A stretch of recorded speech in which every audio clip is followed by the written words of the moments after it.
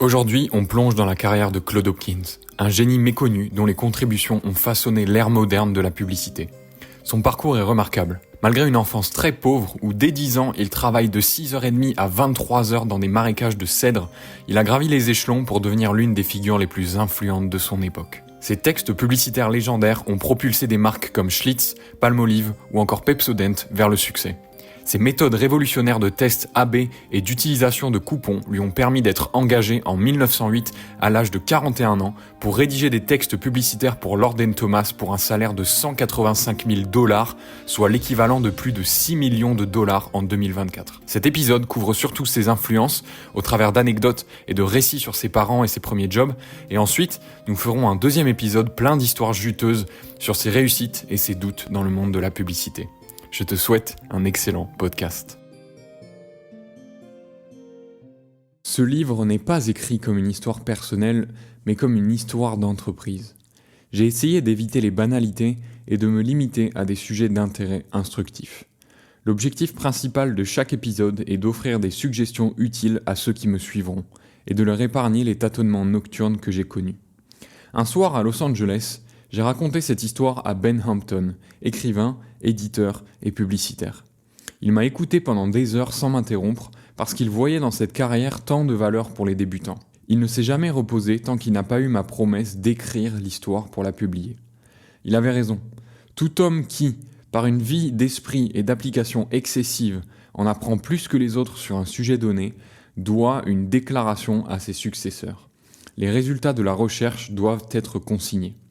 Chaque pionnier doit tracer sa voie. C'est tout ce que j'ai essayé de faire. J'ai vécu pendant de nombreuses années dans un tourbillon de publicité.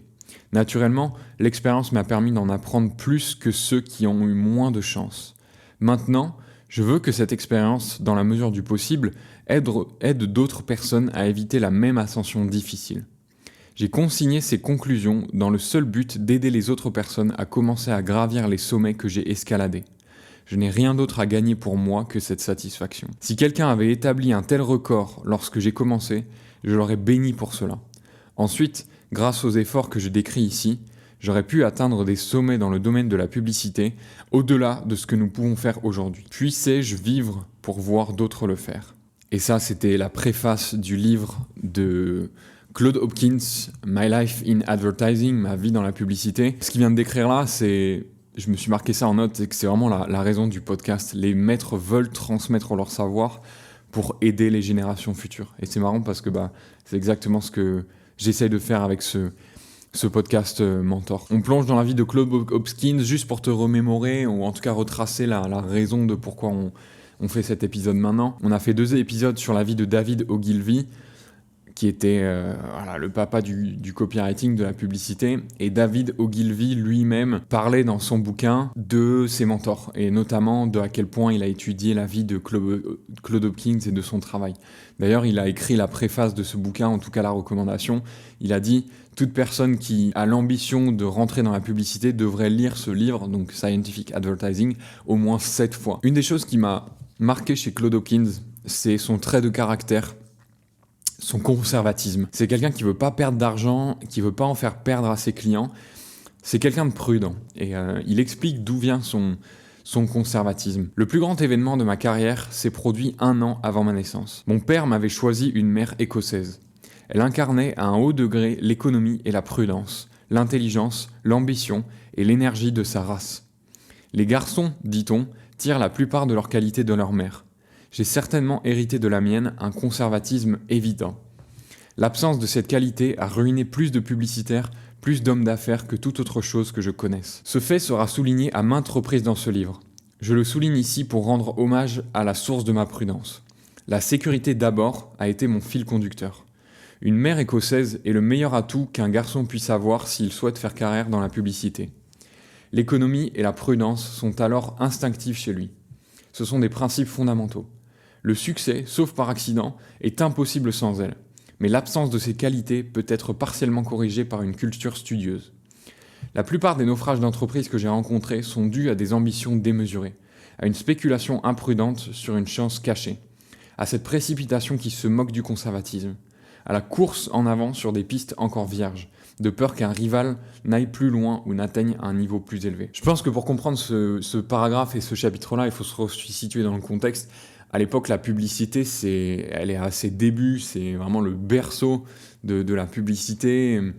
C'est le tout début en fait. Et du coup, il n'y a pas du tout il n'y a pas tout le savoir qu'on connaît aujourd'hui, il n'y a pas tout l'historique, il n'y a pas toutes ces théories, il n'y a pas de règles vraiment en fait. Personne a vraiment débroussaillé le chemin.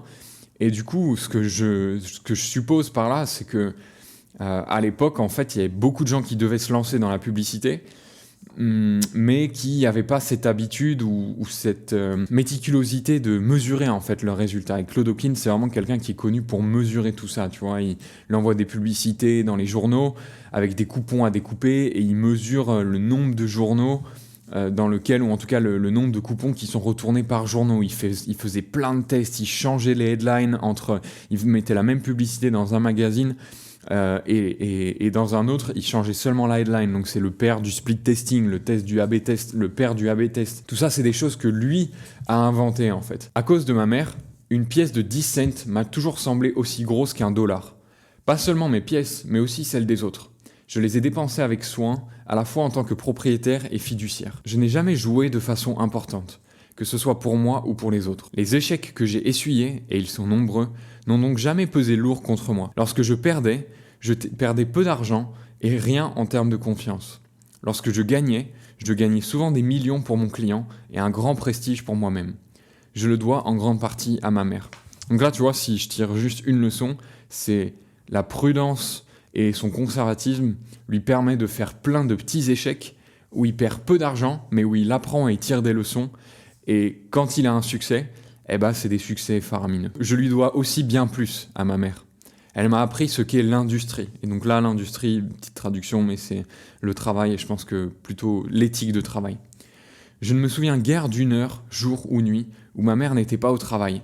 Elle était diplômée de l'université et possédait de grandes capacités intellectuelles. Elle est arrivée un moment où, veuve, elle a dû subvenir aux besoins de ses enfants en enseignant à l'école. Avant et après l'école, elle s'occupait des tâches ménagères. Le soir, elle écrivait des livres pour les jardins d'enfants et les écoles. Au moment des vacances, elle se rendait d'école en école pour les vendre. Elle faisait le travail de 3 ou 4 femmes. Elle a développé 3 ou 4 carrières. Dès mon plus jeune âge, sous sa direction et son encouragement, j'ai fait de même. Je subvenais à mes besoins depuis l'âge de 9 ans. D'autres garçons, lorsqu'ils allaient à l'école comme moi, comptaient leur travail scolaire par jour. Pour moi, c'était un incident. Avant l'école, j'ouvrais 2 autres écoles. Je faisais le feu et j'époussiérais les sièges. Après l'école, je balayais ces écoles. Ensuite, je distribuais le Détroit Evening News à 65 foyers avant le dîner. Le samedi, je nettoyais les 2 écoles et distribuais les factures. Le dimanche, j'étais concierge à l'église, ce qui m'occupait du matin jusqu'à 10h du soir. Pendant les vacances, j'allais à la ferme où le temps de travail était 16 heures par jour. Lorsque le médecin m'a déclaré trop malade pour aller à l'école, je suis allé au marais des Cèdres. Le travail commençait à 4h30 du matin, nous treillions les vaches et nourrissions le bétail avant le petit déjeuner. À 6h30, nous nous rendions au marais en emportant notre déjeuner. Toute la journée, nous avons coupé les poteaux et taillé des liens. Après le dîner, nous avons procédé à une nouvelle traite, puis nous avons couché le bétail pour la nuit. À 9h, nous nous sommes glissés sur une échelle pour atteindre le grenier de notre lit. Pourtant, il ne m'est jamais venu à l'esprit que je travaillais dur.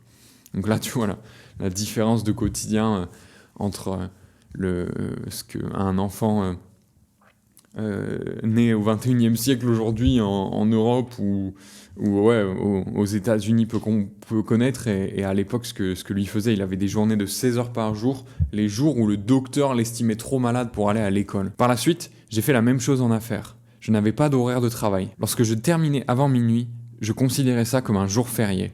Je quittais souvent mon bureau à 2h du matin. Les dimanches étaient mes meilleurs jours de travail car il n'y avait pas d'interruption. Pendant les 16 années qui ont suivi mon entrée dans le monde des affaires, j'ai rarement eu une soirée ou un dimanche sans travailler. Je ne conseille pas aux autres de suivre mon exemple. Je ne conseillerais pas à l'un de mes fils de le faire.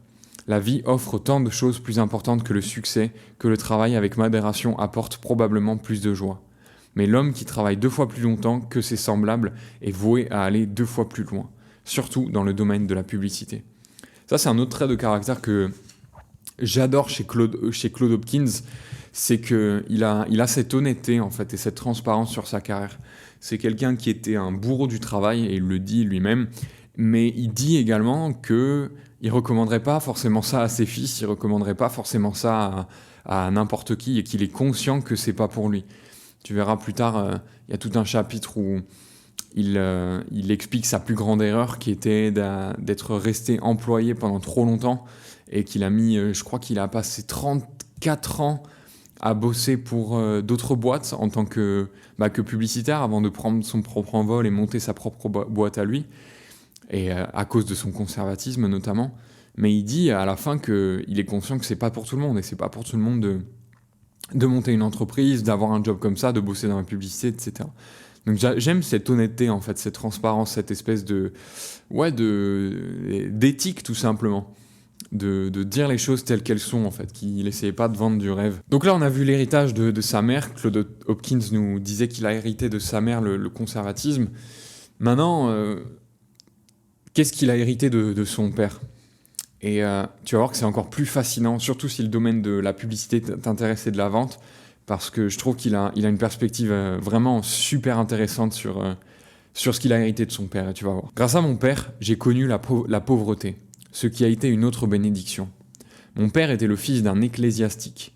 Ses ancêtres étaient des ecclésiastiques, élevés et éduqués dans la pauvreté. C'était donc son état naturel. Et là, tu te demandes, mais alors pourquoi c'est une bénédiction d'avoir hérité de la pauvreté ? Ce à quoi Claude Hopkins répond. Je dois beaucoup à cette condition. Elle m'a conduit parmi les gens du peuple, dont Dieu a fait un si grand nombre. J'ai appris à les connaître, à connaître leurs désirs, leurs impulsions, leurs luttes et leurs économies, leur simplicité. Ces gens du peuple que je connais si bien sont devenus mes futurs clients. Lorsque je leur parle, que ce soit par écrit ou en personne, ils me reconnaissent comme l'un des leurs. Je suis sûr que je ne pourrais pas impressionner les riches, car je ne les connais pas. Je n'ai jamais essayé de vendre ce qu'ils achètent. Je suis sûr que j'échouerais si j'essayais de faire de la publicité pour les pianos Rolls-Royce, Tiffany & Company ou Steinway. Je ne connais pas les réactions des riches, mais je connais les gens ordinaires. J'aime parler aux ouvriers, étudier les femmes au foyer qui doivent compter leurs sous et gagner la confiance et connaître les ambitions des garçons et des filles pauvres. Donnez-moi quelque chose qu'ils veulent et je ferai vibrer la corde sensible. Les mots seront simples, mes phrases courtes. Les érudits peuvent se moquer de mon style, les riches et les vaniteux peuvent se moquer des facteurs que je présente, mais des millions de foyers modestes, les gens du peuple liront et achèteront. Ils auront l'impression que leur auteur les connaît et ce sont eux, dans la publicité, qui constituent 95% de nos clients. Donc ouais, ça c'est super intéressant, décortiquons ça, parce qu'en gros ce qu'il nous dit là, et c'est un truc qu'il va répéter plus tard dans le bouquin, mais c'est que le meilleur effet de levier pour un copywriter ou pour un publicitaire, c'est de connaître les gens qui constituent la majorité. Et du coup là, ce qu'il dit, c'est que grandir dans la pauvreté et l'héritage de son père, c'est qu'il a, pendant toute son enfance, fréquenter des gens simples et il a appris à comprendre leurs pulsions, leurs instincts naturels, leurs luttes, leurs économies et leur simplicité. Et que c'est grâce à ça qu'il a été capable derrière d'écrire des publicités qui faisaient vibrer la corde sensible de ces gens avec un style simple, avec un style droit au but en fait, mais qui résonne avec ces chants-là. Et ça, je trouve que c'est un discours que j'avais jamais entendu avant chez les copywriters, notamment parce que l'industrie a aussi beaucoup évolué. Lui, il faut savoir que Claude Hopkins, il faisait la publicité pour des produits assez mainstream, des savons, des shampoings, des seins doux. Il a fait aussi quelques automobiles, des pneus de vélo, etc. Mais c'est quelqu'un qui vendait des produits pour le grand public. C'est pas quelqu'un qui va écrire pour les gens riches, qui va avoir de l'ego en fait. Il va vraiment se dire les gens modestes, c'est à eux que j'écris, c'est pour eux que j'écris, et c'est eux qui rapportent du chiffre en fait. Donc c'est eux que je dois comprendre. Après il dit la pauvreté lui a permis d'accéder à un autre avantage, c'est de ne pas aller à l'école. C'est à la pauvreté que je dois le fait de n'avoir jamais été à l'université. J'ai passé ces 4 années à l'école de l'expérience plutôt qu'à l'école de la théorie. J'ai passé ces 4 années à l'école de l'expérience plutôt qu'à l'école de la théorie. Je ne connais rien de valable qu'un publicitaire puisse apprendre à l'université. Je sais qu'on enseigne beaucoup de choses qu'il devra désapprendre avant de pouvoir s'engager dans une voie pratique. L'enseignement supérieur me semble donc un handicap pour un homme dont le travail de toute une vie consiste à s'adresser aux gens ordinaires. Attends, je relis cette phrase. L'enseignement supérieur me semble donc un handicap pour un homme dont le travail de toute une vie consiste à s'adresser aux gens ordinaires. Bien sûr, nous n'avions pas de cours de publicité à l'époque où j'étais à l'école, c'était le début de la publicité, ni de cours de vente ou de journalisme. Je suis sûr qu'il serait préférable que nous n'en ayons pas aujourd'hui. J'ai lu certains de ces cours. Ils étaient si trompeurs, si peu pratiques, qu'ils m'exaspéraient. Un jour, un homme m'a apporté le cours de publicité d'une grande école technique et m'a demandé comment l'améliorer. Quand je l'ai lu, j'ai dit « Brûlez-le ! Vous n'avez pas le droit d'occuper les années les plus impressionnantes, les plus précieuses d'un jeune homme avec de telles pourritures. S'il passe 4 ans à apprendre de telles théories, il passera une 12aine d'années à les désapprendre. Il sera alors tellement en retard dans la course qu'il n'essaiera jamais de le rattraper. » Ensuite, il y a ce passage super intéressant où il raconte la rencontre entre guillemets avec son premier mentor qui lui a appris à voir le travail comme un jeu et qui a insufflé en lui cet amour du travail en fait, et plutôt cette attitude de voir le travail comme un jeu, ce qui lui a permis justement d'investir ou de passer 2 à 3 fois plus de temps et de mettre dans la quantité en fait. Jusqu'à l'âge de 6 ou 7 ans, j'étais entouré d'étudiants en train de jouer. Je ne connaissais rien du côté sérieux de la vie étudiante, mais j'ai vu toutes les farces du collège. C'est ainsi que j'ai acquis l'idée assez ferme que toute la vie était un terrain de jeu. Ce contremaître de section a renversé cette idée. Il m'a impressionné par la différence entre lui et ses assistants. Ces derniers travaillaient par nécessité. Ils en faisaient le moins possible. Ils comptaient les heures jusqu'à l'heure de fermeture, puis le samedi soir, ils se rendaient en ville et dépensaient tout ce qu'ils avaient gagné pendant la semaine. Le contremaître travaillait avec enthousiasme. Il me disait « Les garçons, posons tant de liens aujourd'hui. Les garçons, posons tant de traverses aujourd'hui. Mettons ce tronçon en bon état. » Les hommes s'exécutaient stoïquement et travaillaient alors comme si le travail était ennuyeux. Mais le contremaître fait du travail un jeu. Cet homme a construit sa maison le soir, après des journées de 10 heures sur le chemin de fer. Il a cultivé un jardin autour de sa maison. Il a ensuite épousé la plus belle fille de la section et a vécu une vie de bonheur. Il a fini par être promu à un poste plus élevé, mais pas avant que j'ai appris de lui de grandes leçons. « Regarde ces garçons jouer au ballon », a-t-il déclaré. « C'est ce que j'appelle travailler dur. Ici, je pose des barreaux sur un toit. Je fais la course avec le temps. Je sais quelle surface je dois couvrir avant le coucher du soleil pour remplir ma mission. C'est l'idée que je me fais du plaisir. Regarde ces gens qui travaillent à la scie, qui discutent de chemin de fer, qui parlent de politique. Tout ce qu'ils savent sur les chemins de fer, c'est comment planter un crampon. Ils feront toujours cela et rien d'autre. Remarque ce que je fais pendant qu'ils traînaient là ce soir. J'ai construit la plus grande partie du porche de ma maison. Bientôt, je m'y installerai confortablement, faisant l'amour à une jolie femme. Ils seront toujours assis sur ces caisses à savon autour du fourneau d'épicerie. Qu'est-ce qui est travail et qu'est-ce qui est jeu ? Si une chose est utile, on l'appelle travail. Si elle est inutile, on l'appelle jeu. L'un est aussi difficile que l'autre. L'un peut être tout autant un jeu que l'autre. Dans les deux cas, il y a de la rivalité. Il y a une lutte pour surpasser les autres. Toute la différence que je vois réside dans l'attitude de l'esprit. Je n'ai jamais oublié ces discussions. J'en suis venu à aimer le travail comme d'autres hommes aiment le golf. Je l'aime toujours. Il m'arrive souvent de m'absenter d'une partie de bridge, d'un dîner ou d'une soirée dansante pour passer la soirée dans mon bureau. Je m'éclipse des fêtes de fin de semaine dans la maison de campagne pour passer quelques heures devant ma machine à écrire. L'amour du travail peut donc être cultivé, comme l'amour du jeu. Les termes sont interchangeables. Ce que les autres appellent le travail, je l'appelle jeu, et vice-versa. Nous faisons ce que nous aimons le mieux. S'il s'agit de courir après une balle de polo, on y excellera probablement. S'il s'agit de battre des concurrents ou de faire un home run dans une activité intéressante, il excellera dans ce domaine. Il est donc très important qu'un jeune homme en vienne à considérer le travail de sa vie comme le jeu le plus fascinant qu'il connaisse. Et cela devrait être le cas. Les applaudissements de l'athlétisme meurent en un instant. Les applaudissements de la réussite, eux, ne font qu'un avec la tombe. Paul Graham, dans un de ses essais, disait « Ne laissez pas le travail signifier ce que quelqu'un d'autre vous impose de faire ». C'est très proche à ce que dit Claude Hopkins ici, c'est de dire « Tu dois créer toi-même ta propre définition du travail ». Parce que si tu prends le travail comme quelque chose qui t'est imposé, qu'on te dit de faire, et qui est pénible et chiant, eh ben, c'est la définition que le travail prendra. Si par contre tu prends la définition du travail comme un jeu, c'est-à-dire des projets qui t'intéressent, qui te rendent curieux et où tu poursuis tes intérêts et que tu vois le travail comme un jeu, c'est l'attitude que tu peux prendre. C'est une définition que tu peux toi-même créer. Et avec cette définition-là, si tu vois le travail comme un jeu, tu travailleras plus jamais en fait, parce que tout ce que tu as envie de faire, c'est de bosser. Et c'est vraiment ça la clé. Quand tu écoutes beaucoup d'interviews d'entrepreneurs ou de créateurs qui semblent faire ce qu'ils font sans s'arrêter, sans jamais douter, sans jamais prendre de pause ou quoi, tu leur demandes et ils te disent je fais ça parce que c'est le fun en fait. Il y a d'autres personnes qui aiment jouer à la balle, il y a d'autres personnes qui aiment, je sais pas moi, aller faire du vélo ou prendre des vacances. Moi, c'est ça mes vacances, c'est là où j'ai du fun. Donc ça, c'est super important d'après ces mentors-là, de redéfinir le travail pour soi et de vraiment faire un reframe mental et de se dire le travail, ça peut être quelque chose de fun. C'est juste à moi de changer mon attitude en fait. Je te propose qu'on s'arrête là pour ce podcast. Je voulais qu'on voit au moins les origines de Claude Hopkins. Donc là, on a vu, voilà, quelles ont été les influences de sa mère, quelles ont été les influences de son père, quelles sont ses croyances sur l'importance de fréquenter les gens simples, son attitude envers le travail.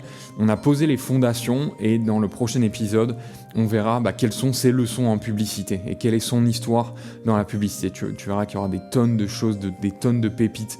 J'ai criblé mon bouquin de notes que j'ai qu'une hâte de retranscrire, mais tu verras qu'il y a plein de leçons qui vont t'aider si tu montes un business ou tu vends des produits ou tu as un job de copywriter dans une entreprise ou quoi. C'est bourré de pépites que j'ai hâte de partager. Donc si tu as aimé cet épisode et que le domaine de la publicité et de la vente te passionne, je te recommande aussi vivement d'écouter l'épisode 6 et 7 du podcast sur David Ogilvy. Il est considéré comme le papa du copywriting et lui aussi, il a énormément appris de Claude Hopkins. Il disait lui-même: personne ne devrait pouvoir travailler dans la publicité avant d'avoir lu Scientific Advertising, donc c'est le livre qu'on est en train de voir, ou plutôt la biographie de Claude Hopkins. Ce livre a changé ma vie. J'ai aussi une liste de contacts à qui j'envoie un email dès qu'un nouvel épisode sort. Comme ça, t'es sûr de rien rater. Et en ce moment, dès que tu t'inscris, je t'envoie une checklist anti-sèche avec les meilleures règles de David Ogilvy qu'il utilisait quand il écrivait ses publicités pour rédiger des titres irrésistibles. Moi, la manière dont je te conseille de l'utiliser, cette checklist, c'est un peu une checklist que tu sors dès que tu as besoin d'écrire un titre, en fait. C'est une checklist que tu scannes rapidement pour te recharger les idées de David Ogilvy en tête. Et c'est comme s'il était par-dessus ton épaule ou à côté de toi pour te suggérer les meilleurs angles et les meilleures idées. Donc moi, je te conseille de l'utiliser comme ça, un peu comme si tout ton génie était invoqué sous une forme de paire de lunettes et que tu l'enfiles avant de taper sur ton clavier pour rédiger ton titre. Donc voilà, tu peux t'inscrire, recevoir la checklist et après te désinscrire si tu veux pas recevoir les autres news. C'est dans les notes du podcast. On se retrouve dans le prochain épisode. Si tu veux t'acheter le livre de Claude Hopkins, My Life in Advertising, tu as un lien dans la description de ce podcast. Tu soutiendras le podcast par la même occasion. Et puis je te retrouve dans le prochain épisode où on se plongera dans ses expériences de publicité et ce qui ont fait de lui, quelles sont les techniques qu'il a utilisées qui ont fait de lui le succès qu'il a été.